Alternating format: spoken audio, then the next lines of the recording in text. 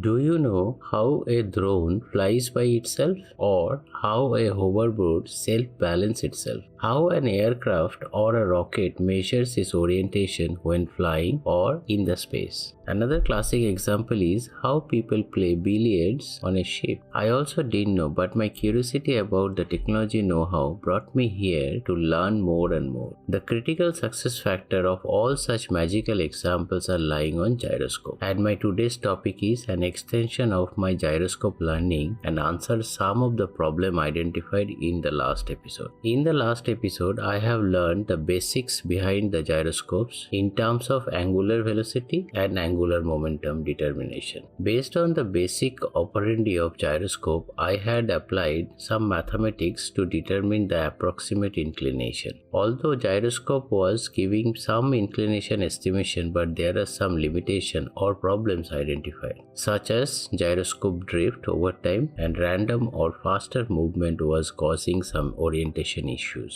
Therefore, I extended my study to know more about gyroscope and how it is used, particularly in the aircraft, before I try to use gyro information for my motion capture suit. If you have not watched the previous video, please check the description below. You can also visit my Patreon site to read the complete paper and download the source code. So without any further delay, let's deep dive into it now. If you are new to this channel, please consider to give a like and subscribe. That means a lot to me.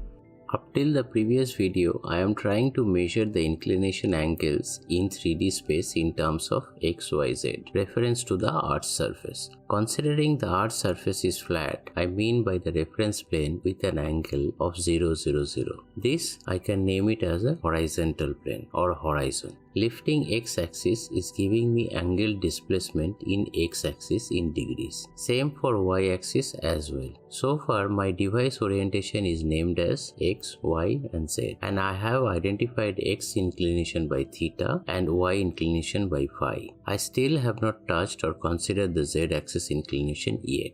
The two axes of the horizontal plane are defined as x and y, with the x-axis being the direction of the motion. The y-axis is orthogonal or perpendicular to the direction of the motion and also in the horizontal plane. The z-axis is orthogonal to both the x and y-axis, but it is located in the vertical plane. Let's call these angles a rotational angle with a proper name of pitch, roll and yaw. Here the situation is something similar like an aircraft when it is flying. An aircraft in flight is free to rotate in 3 dimensions. Yaw, nose left or right about the axis running up and down. Pitch, nose up or down about the axis running from wing to wing. And roll, rotation about an axis running from nose to tail. The axes are alternatively designed as vertical, lateral and longitudinal respectively. These axes move with the vehicle and rotate relative to the earth along with the craft. These definitions were analogously applied to spacecraft when the first manned spacecraft were designed in the late 1950s. These rotations are produced by torque about the principal axis. On an aircraft, these are intentionally produced by means of moving control surface, which vary the distribution of the net aerodynamics force about the vehicle's center of the gravity. Roll, pitch and yaw are rotational force or moment about the x, y and z axis. Just like pure linear forces, these moment of force need to be considered when calculating bearing life or determining the suitability of a linear system without static loads. A roll moment is a force that attempts to cause a system to rotate about its x-axis from side to side. A good example of roll is an aeroplane is banking. A pitch moment attempts to cause a system to rotate about its y-axis, front to back. To envision pitch, think of the nose of an aeroplane pointing downwards or upwards. Yaw occurs when a force attempts to cause a system to rotate about about its z-axis. Yaw indicates the turn when aircraft is turning left or right. Considering my device is an aircraft and based on pitch, roll and yaw convention, I will be able to identify the rotational angles in 3D plane to determine the device orientation. My sensors will be placed in 17 different joints of human rigid body, and based on the sensor rotational angle in terms of yaw, pitch and roll, I will rotate the human rigid body joints. As I will be using Unreal Engine for retargeting, the rotational angle names awareness will be helpful in future. As per Unreal terminology, these angles are identified by local rotation in terms of X, Y and Z, or pitch, roll and yaw.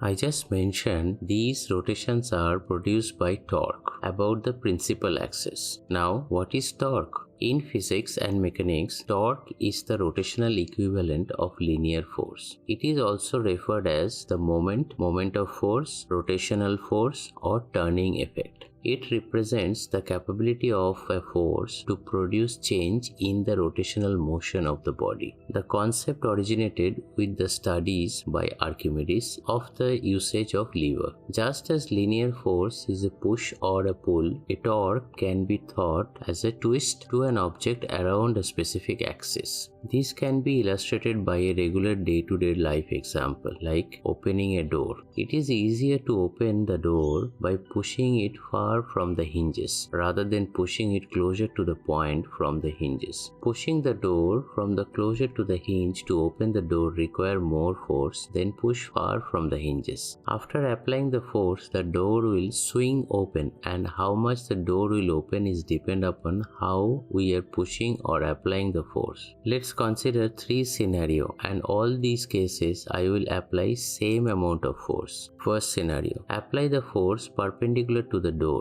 Second scenario, apply the force in an angle to the door. Third scenario, apply the force directly opposite to the hinge. All these 3 scenarios say the same amount of force is applied to the specific point of the door or the distance from the hinge, but the result will vary. From the first scenario, we will see the door will open completely. The second scenario, the door will open partially. And in the third scenario, the door will not open at all. From the angular motion theory, we learned the effect of the angular rotation. It depends upon the applied force and the distance. Then, why there is a different behavior in this scenario? The differentiation factor in this case are applied force direction and the location, which is generating another force to increase the angular momentum and velocity to open the door. This force is called torque, which is proportional to the radius of applied force. Torque is the product of the magnitude of the force and the perpendicular distance of the line of action of the force from the axis of the rotation. And I will prove why the torque is different, which is causing the different angular velocity to open the door. At first, let's look at why the direction of applying force impacting to generating angular velocity. Here in this case, from the top view of the door, say I applied the force in some angle direction to the door. Say the distance to the point from hinge where the force applied is theta. If I try to create a perpendicular force from the hinge in a certain direction, as per the angular momentum theory, then the angle evolution will be sine theta, which is radius or r divided by L, the length. It means r is equal to L multiplied by sine theta. And hence torque will be F, which is the force, multiplied by L multiplied by sine theta. We know sine 0 is equal to 0 and sine 90 is equal to 1. So depending upon the force direction in terms of angles, the torque value will change, and hence the applied force to create the angular rotation will vary. If I applied the force perpendicular to the door, that means 90 degree, then the torque will be maximum because sine 90 is equal to 1. Similarly, if I try to open the door pushing sidewise, the door will not open as applied force to create the angular velocity or the torque is 0. Reason, sine 0 is equal to 0. If I apply force in an angle, say about 30 degree, in this case the door will partially open as sine 30 is less than 1. That means the torque is higher when the force is applied perpendicularly, or we can say when the force is applied tangentially to the angular rotation or the circular path. Now to the second point, why the more force is required to open the door if it is pushed in the middle, keeping the direction 90 degree. Increasing the length means increasing the torque, and increasing the torque means increasing the angular momentum. In this case, the length is less means torque is less. To wrap up, torque is a rotational force generated as an after effect of linear force, which causes the turning effect or angular motion by changing the angular velocity. Increase or decrease in torque impacts the angular velocity and impacts angular acceleration. Torque is a vector as it has a magnitude in terms of quantity and direction. Torque direction can be identified by using right-hand rule. It means anti-clockwise rotation means positive and clockwise rotation means negative. Any object which is moving in a circular path is a gyroscope. For example, a rotating disc or bicycle wheel, all are gyroscope. Now let's say I place a small wooden plank on a fulcrum. If I try to apply force perpendicular to the fulcrum at one edge of the plank will try to rotate from the fulcrum. The torque at the end where the force is applied will be the same at the other end in the opposite direction. I put an object at the other end, a downward force due to gravity caused that end to come down to the floor.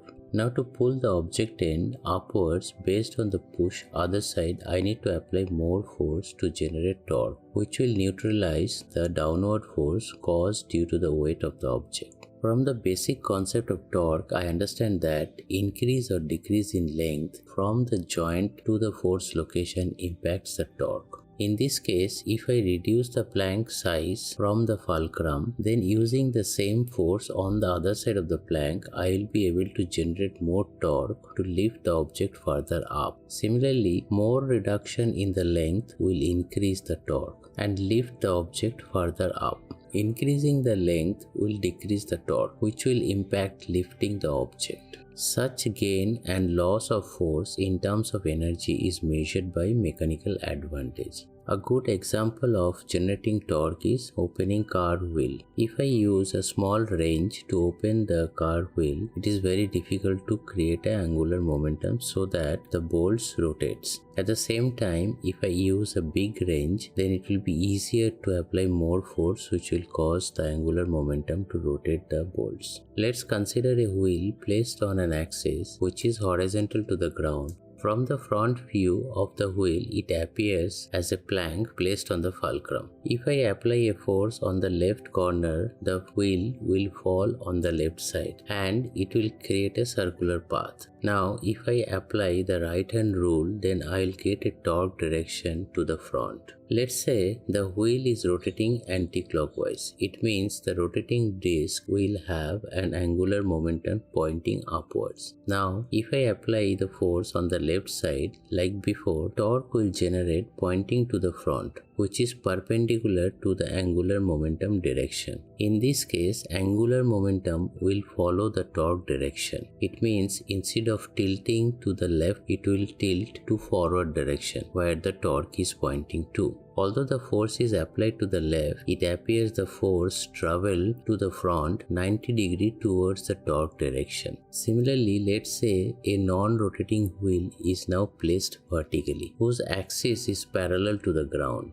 In this case, if I apply a force at the front edge, then the wheel will move to the point. The torque direction will point to downward as per the right-hand rule. If the wheel is rotating anti-clockwise on its axis, the angular momentum direction will be pointing to the right-hand side of the axis. Now, if I apply the force at the front edge like before, the angular momentum will follow the torque direction. It means the force will appear as 90 degrees from the point where originally applied to the rotational direction, and the wheel will follow that direction. Both the scenarios, it has been observed that any force applied perpendicularly on the plane of rotating wheel will be exerted at 90 degrees in the direction of the rotation. This will cause the disc tilt in that position where the force is exerted. This happens only in case of rotating wheel. wheel where there is an angular momentum. Such effects are called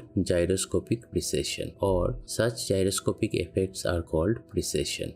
Let's say the clockwise rotating wheel is now placed vertically, whose axis is parallel to the ground. In this case, as per right-hand rule, angular momentum will point to the left direction. If we fix one side of the axis, and from the front view, I will get an illustration of door opening. So the torque direction will be towards the front.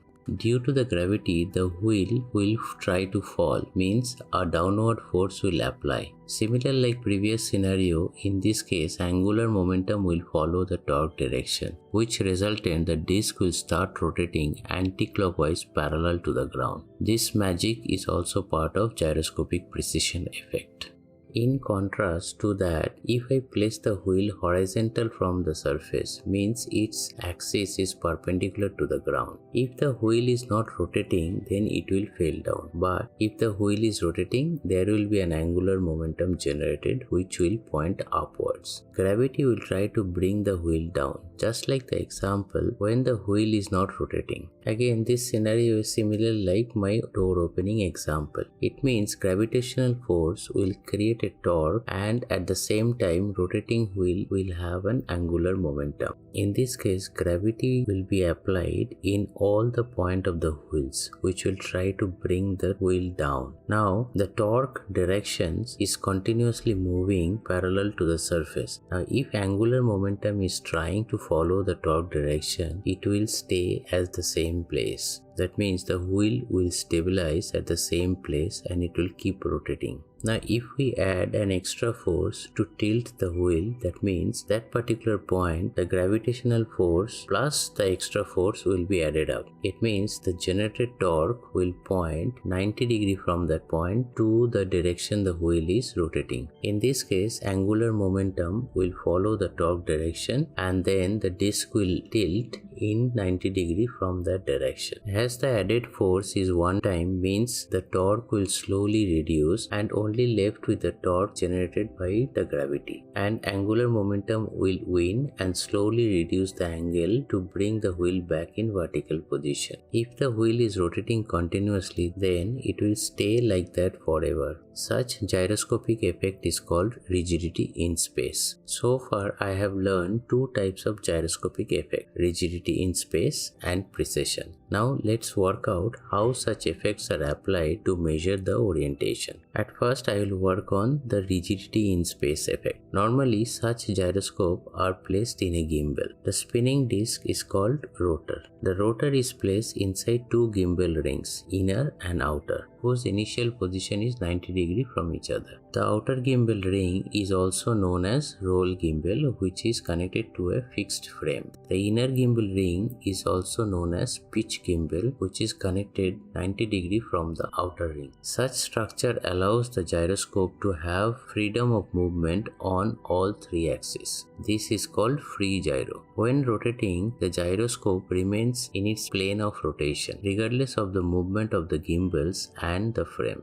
As the angular momentum direction is always upward, then calculating the angle displacement between one frame of reference and other frame of reference will give the angle displacement in one axis. Normally this measurement is done using potentiometer to measure the change in the voltage. The rotor will continuously spinning. It will keep the gyroscope aligned vertically. Measuring inner and outer gimbal rings displacement will give us roll or y-axis angle displacement. Similarly, measuring the frame and inner ring displacement will give us pitch or x-axis angle displacement. Say a meter is attached to the joint between outer ring and inner ring. After calibration, the outer ring will be placed parallel to the horizon or the earth's surface. Now let's say the aircraft has taken 20-degree turn on left side. With the turn, the horizon or inner ring placement will now become the lateral axis. Now due to the torque and the angular momentum conservation, the gyroscope effect of rigidity in space will align the rotor with the horizon or the Earth's surface. Now if we measure the angle with the outer ring and the rotor, we will get the roll, which will be 20 degrees. The same will follow when the aircraft turned right. This can be visualized putting an indicator and 180 degree protractor. Now let's say the aircraft's nose is inclined upward of 20 degree. With this effect, the frame will incline with the nose and the outer ring will stay parallel to the horizon and inner ring will stay as vertical to the horizon. As there is no change in the lateral axis, then measuring the angle between the frame and the rotor will give us the pitch angle. The same happen in case of nose down. These are the two measurements can be done using gyroscopic effect of rigidity in space. As per aviation theory, such indicators are known as attitude indicator. Now when both pitch and roll is constant, how can we measure the yaw or rotation on z-axis or aircraft is turning left or turning to right? The turn or slip indicator uses the gyroscopic precision effect to measure the rate of turn. To do that, this gyro is restricted one of its axis only. This is not a free gyro. Let's look at the gyroscope from the top view of the side. When the aircraft tries to turn left, means a force will apply to the gyro at the right corner, which will cause the gyro to tilt from its axis due to the additional torque exerted by the force. Now if we measure the tilt angle, we will get the yaw or z-axis indicator. However, there is a limit on the tilt angle to avoid gyroscopic effect become the rigidity in space. To avoid such scenario, a set of calibrated springs are placed to limit the gyro movement. When the turn finishes, the spring returns the gyro at the neutral place. Such indicators are called turn coordinator. Things are not that simple as it sounds. It is very complicated and it is prone to error. There are a couple of issues are observed: gimbal lock and gyro drift.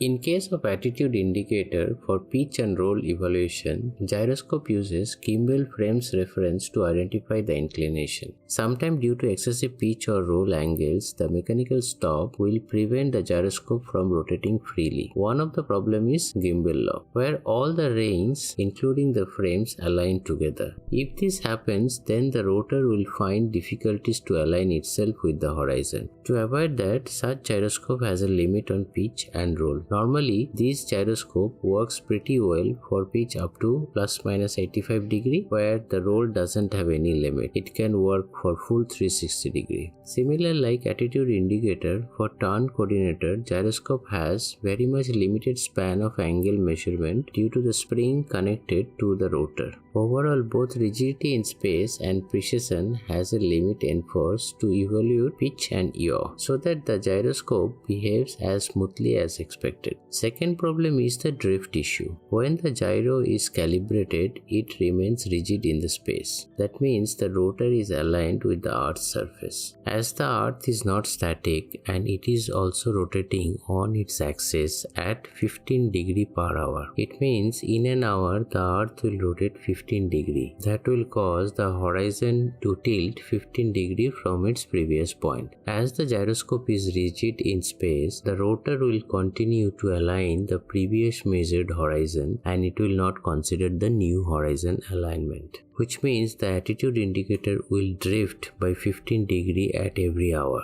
Due to this problem, the gyroscope information cannot be used for long term. It needs to be validated constantly and progressively with other reference points like accelerometer for pitch and roll and magnetometer for yaw. Complementing all these sensors to determine a steady orientation is called sensor fusion. Magnetometer is another learning topic for me, so I keep that for upcoming episode. In the next episode, I will fuse accelerometer with gyroscope to evaluate the orientation data in terms of pitch and roll and identify how clean we get these two data at least. So what I have covered in this episode is new names for the orientation: pitch for x-axis, roll for y-axis and yaw for z. From the aviation theory, I learned attitude indicator and turn coordinator to evaluate the pitch, roll and yaw. While understanding how gyro works, I had to understand the concept of torque and the relationship between angular momentum and torque.